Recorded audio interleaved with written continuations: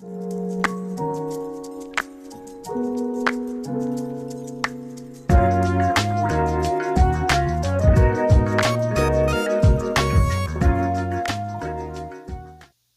and welcome to Mr. Randy's Wine and Spirits. I am Mr. Randy, and today we're going to be doing another episode of The Final Pour. Well, we finally got there. Whew, that is a 1.75 liter of very old Barton. Now this is the 100 proof, not a bottled in bond, but yep. See right there, Barton, Bardstown, Frankfort, Kentucky. Well, so if you're new to the channel, hello and welcome. For all of you returning, welcome back. Good to see you. Looking good, by the way. So this is a final pour. Plural, I guess it's going to make it plural. I'm not going to go ahead and completely kill that bottle for the video, but it will be done by the end of the day. That you can be assured of. So, for all you new people out there just tuning in, this is the final pour episode, which is part 3 of 3 parts when Mr. Randy gets to know the whiskey. That's a little bit of a darker creek water. If you're new, that's an old joke. So the first part is called Off the Rip. We get the bottle home, we crack it open, we have the first pour, and I share my first impressions with you. The second part is usually about halfway through the bottle. I give it plenty of time to open up, see if any characteristics change from the first impressions. And I do a full review, give you as much information as I possibly can, and my opinions on it. Pencil eraser. Light, mellow pencil eraser. Now, if you don't know what that means, Mr. Randy, when he smells a pencil eraser, it usually means a pretty good bourbon. At least it's a decently drinkable bourbon on Mr. Randy's account.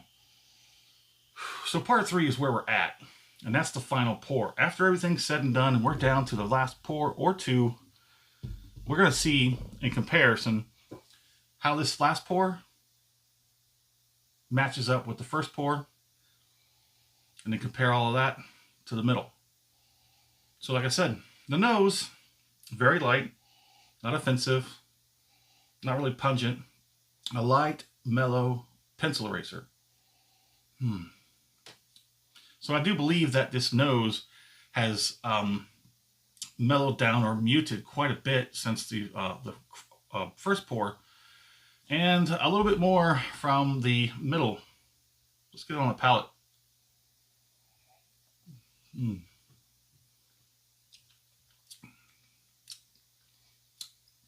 Now that's a little bit nicer.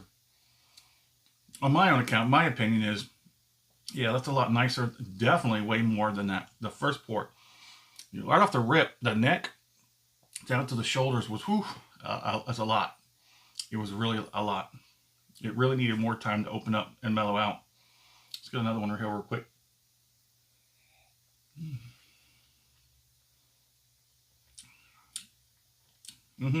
There's a slight twinge of acidity. Still a good bit of ethanol.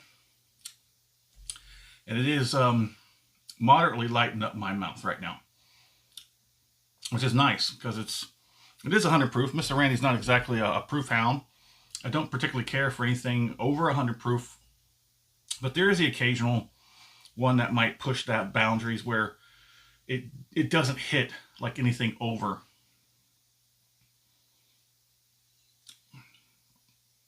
But this stuff definitely not as harsh as it was in the beginning. I'd say it may be just a little bit better than the middle. But then again, Mr. Randy does not enjoy his whole face being lit up, set on fire. But it might open my sinuses. Okay, so let's go ahead and get a finish on this.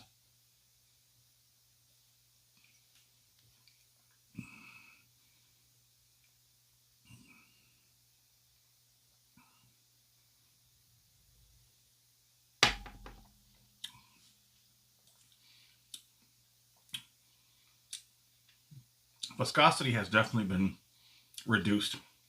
It definitely does not completely like water. It has it's not a horrible mouthfeel. It definitely is lighting up the whole place. And now it quickly moved to the back. The cheeks and the jowls. There's a lot of activity going on there, and the back. Not as sharp and as harsh as the palate. The finish gives a little bit of change. Everything is like really happening in the back area. Now this was a $35 bottle, which I think I did not explain in the full review. I thought this was like a $27 bottle, but I got it to the register. It was $35 out the door. I didn't really notice it till I got home and started taking some notes. But even still, I would say probably for a $35 bottle of 1.75 liter. I don't regret it. It was definitely an experience, and I'm going to take it like that. I didn't care too much for the first few pours. The first half of this bottle, but about halfway through the bottles, that's when things changed. And it got better. It got more drinkable, and I started drinking it more. You can tell. Now, Mr. Randy, if you don't know, if you're new to the channel, Mr. Randy is not too much of a bourbon guy anymore. Not too much of a American whiskey guy anymore either.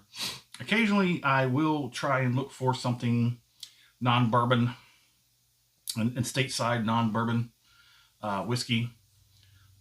I just recently started to get back into some Irish, and I'm mainly a Scotch guy. Occasionally, I'll skip over to Japan and get some good stuff from over there, but it is what it is. Some of those good Japanese whiskeys are hard to get a hold of, and the ones that you can get a hold of, they're expensive.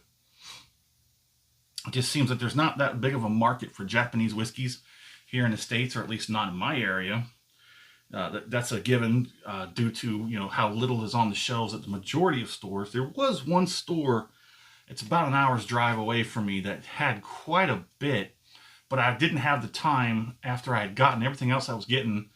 I was on my way out, and then I noticed, hey, this is a Japanese section. There's a Japanese whiskey, all kinds. Now, I will try and make a trip back that way, hopefully soon, and that's where I'm going to probably spend my whiskey budget, on getting some Japanese stuff here for the channel.